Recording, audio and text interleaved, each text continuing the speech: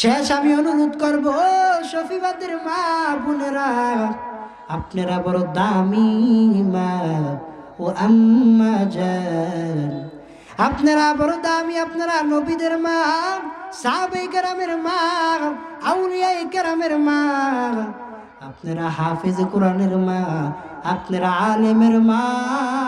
ও মা, আপনাদেরকে আরজি করব, চারটা আমল যদি সঠিকভাবে করতে পারেন, চারটা আমল যদি সঠিকভাবে করতে পারেন, পয়গম্বর বলেন জান্নাতের 8টা দরজা খুলে দেওয়া হবে।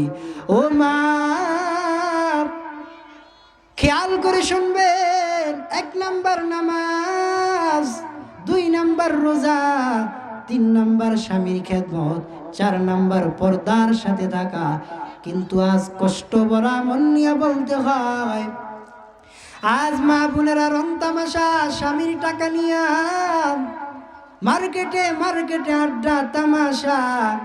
আর কতদিন দিবেন মা? ও মা, ও আম্মা জান, আর কতদিন রং তামাশায় কাটাইবেন? আর কতদিন বেপরদা ঘুরবেন? আর কতদিন আপনি এরকম করে চলবেন?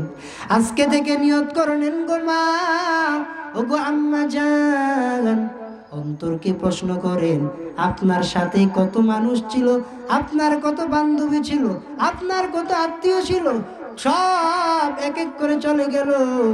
এমন একটা সময় আছে আপনিও চলে যাবেন।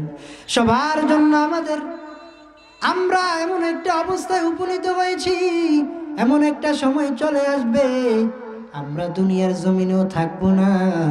তাকে দেখি আব্বা জানো নাই, অনেকের আম্মা জানো নাই, অনেকের দাদা নাই, দাদি নাই, অনেকের নানাও নাই, নানিও নাই।